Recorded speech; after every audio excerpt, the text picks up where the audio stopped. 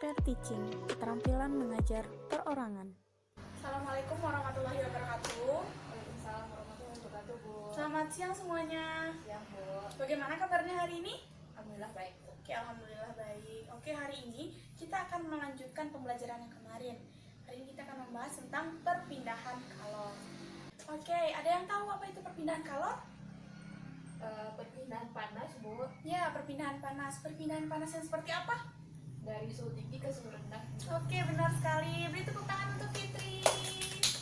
Perpindahan kalor merupakan perpindahan panas dari suhu tinggi ke suhu yang lebih rendah.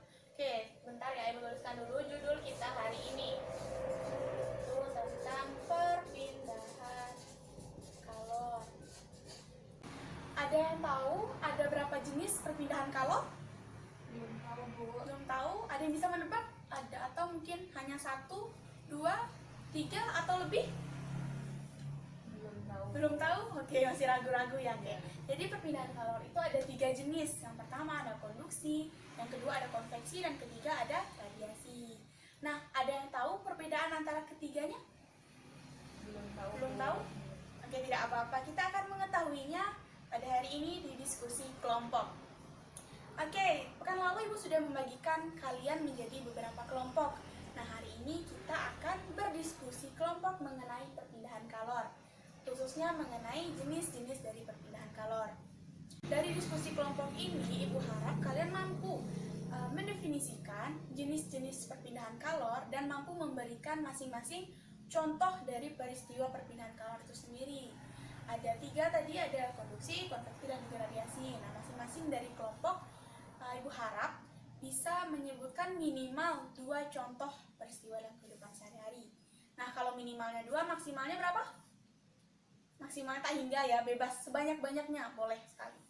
Oke, ini ada lembar kerja dan juga modul yang akan membantu kalian dalam berdiskusi kelompok, bisa dijadikan referensi ya. Nah, Ibu bagikan terlebih dahulu. Oke. Nah, oke, silahkan disimak dulu LKS-nya masing-masing kelompok. Jika ada yang kurang jelas, boleh ditanyakan. Oke? Baik, Bu. Oke, untuk diskusi hari ini, Ibu beri waktu sekitar 20 menit. Apakah cukup?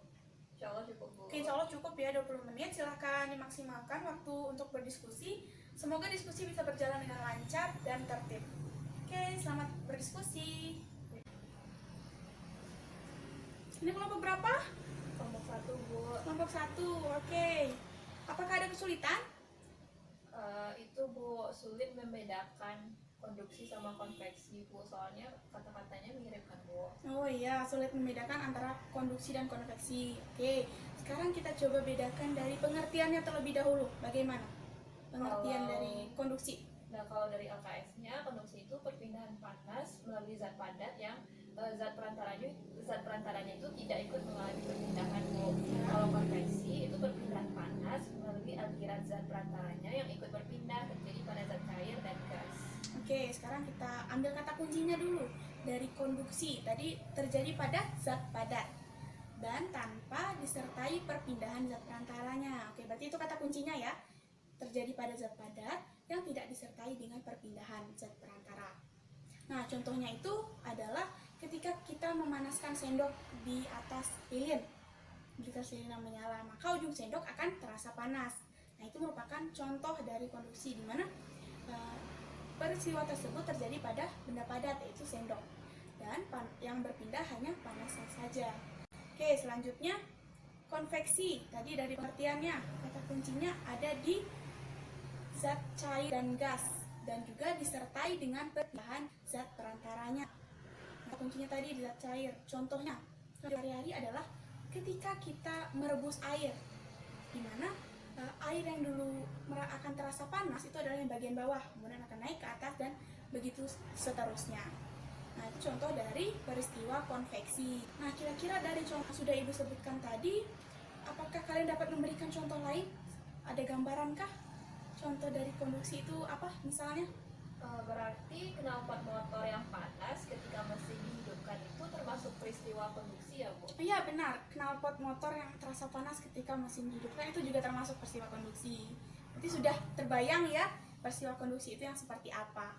Kalau untuk yang konveksi, Contohnya kayak minyak goreng yang kita panaskan saat memasak itu masuk nggak Bu? oh iya masuk, karena hampir mirip minyak goreng dan juga air tadi, sama-sama zat cair, terjadi zat cair dan zat perantaranya juga ikut berpindah. Jadi itu termasuk peristiwa konveksi.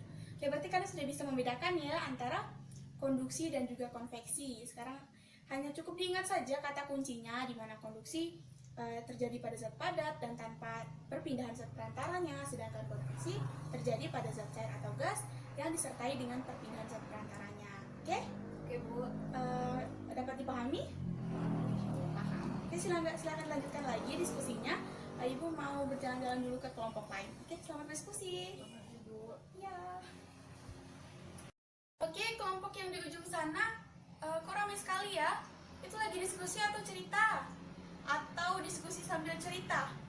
Oke, Makasih Bu. diskusi ya. Oke, silahkan dilanjutkan. Nah, kalau cerita nanti bisa ditunda dulu ceritanya, nanti pas jam istirahat boleh dilanjut lagi. Karena waktu kita cuma 20 menit ya, silahkan dimaksimalkan untuk berdiskusi. Oke. Oke, sudah selesai diskusinya? Belum Bu. Belum? Oke, silahkan lanjutkan, masih ada waktu 5 menit lagi.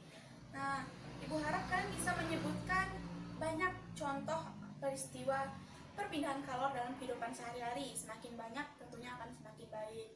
Nah, nanti Ibu akan memilih secara acak kelompok-kelompok mana saja yang akan presentasi di depan. Jadi, dipersiapkan masing-masing kelompok ya dengan sebaik mungkin. Oke, setelah waktunya habis nanti kita akan mendiskusikan dan menyimpulkan secara bersama-sama terkait perpindahan kalor. Siap? Ya Bu. Oke, silakan dilanjutkan.